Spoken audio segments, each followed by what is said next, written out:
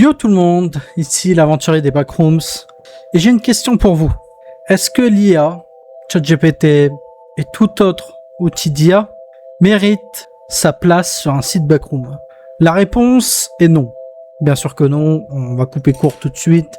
Non, l'IA générative n'a pas sa place sur un wiki Backroom pour créer des niveaux, pour créer des entités. Ça n'a aucun intérêt. Il y avait quelques temps, j'avais fait une vidéo où est-ce que je laissais une IA créer un niveau des backrooms. Ça n'a jamais été posté sur un site, c'était juste pour voir qu'est-ce que l'IA, comment est-ce qu'elle pouvait interpréter le concept de backroom. C'était au moment où est-ce que l'IA se développait, c'était quelque peu intéressant. Cependant, maintenant, l'IA a grandement évolué, et tellement évolué qu'il y a des wikis qui en possèdent une panoplie de niveaux d'IA. Le free writing en est infesté. Des fois, je vous présente des articles du free writing. C'est une infestation d'IA. Et dans tout ça, donc du coup, vient de nouvelles mesures disciplinaires qui essayent de faire face à la venue de l'IA. Moi, aujourd'hui, voilà, on va resituer un peu la question et non pas se dire est-ce que l'IA devrait être interdite, mais plutôt quelles sanctions une personne qui utilise une IA devrait recevoir. Moi, là où ça m'a fait un petit peu tiquer, c'est parce que vous savez, des fois, je me renseigne un petit peu sur les sanctions que donnent certains wikis. Et je vais vous montrer, selon moi, la pire exemple de deux sanctions. Voilà. Donc là, on a l'exemple d'une personne qui a été ban du Backroom Wiki Tech Support. Ban 1 an pour utilisage de l'IA dans un draft. Donc le draft, ce n'est pas une page qui est publiée, c'est une page que tu fais pour préparer ton niveau. Bon, ok.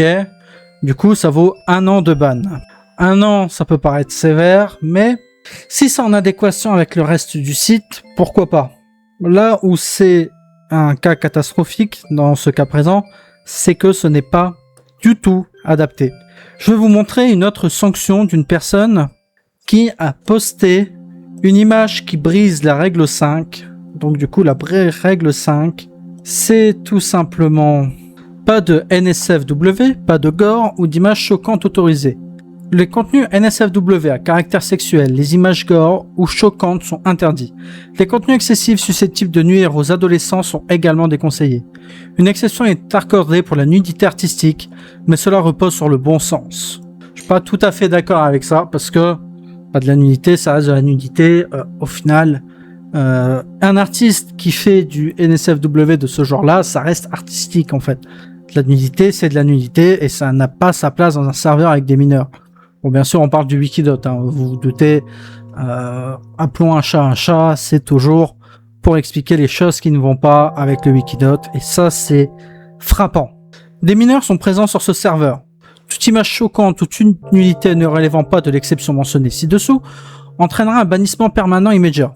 Lorsque vous parlez de drogue ou d'autres substances, restez modéré et évitez d'être excessivement ivre dans le chat.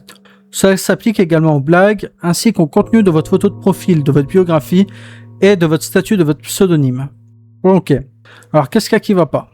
Eh bien, on a l'exemple d'un utilisateur qui a brisé la règle 5. Donc, du coup, cette règle-là, en mettant une image choquante avec un caractère sexuel. Il s'est pris un ban de 7 jours. Voilà. Est-ce que maintenant, vous comprenez le problème? Mettre une image de nudité choquante, une image sexuelle choquante, ban de 7 jours. Utilisation de ChatGPT, ban d'1 an. On est d'accord, il est moins pire d'utiliser ChatGPT que de mettre des images sexuelles dans le chat. J'espère qu'on est tous d'accord là-dessus.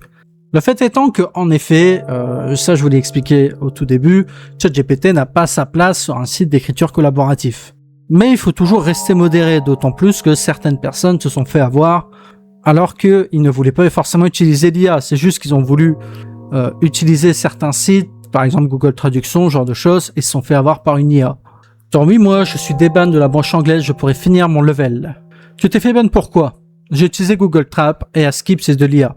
Ah, le problème c'est qu'ils ajoutent de l'IA partout et ça fait qu'on l'utilise sans même le savoir. Surtout que j'ai même pas été prévenu, je me faisais vérifier mon level et là je vois que j'ai plus accès au serveur. Tout ça donc du coup pour vous montrer un mauvais exemple de modération, de règles, parce que là la règle elle est complètement lunaire, hein. Bien sûr ChatGPT n'est pas autorisé, je l'ai répété au moins 3 fois pour pas qu'on me fait dire ce que je n'ai pas dit, mais il faut quand même relativiser et faut quand même se rendre compte que t'as des gens qui font des choses bien plus graves et qui ont des sanctions moins lourdes que des personnes qui utilisent l'IA sans même le savoir, et que ça, encore une fois, ça relève d'un manque de communication. Si les personnes essayaient de comprendre, peut-être de faire un avertissement, bien sûr, personne n'est supposé ignorer les règles, et dans les règles, il est fortement dit que les personnes n'ont pas le droit d'utiliser l'IA.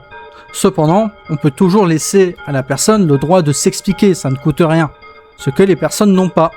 Autrement dit, et voici qui conclut cette courte vidéo. J'aimerais franchement avoir votre avis sur l'IA dans les backrooms, c'est un sujet qui est intéressant. Est-ce que pour vous, ça mérite des sanctions plus lourdes que d'autres choses citées? Est-ce que pour vous, c'est abusif? Je serais curieux d'avoir votre avis en commentaire. Sur ce, c'était Aventurier. Bye.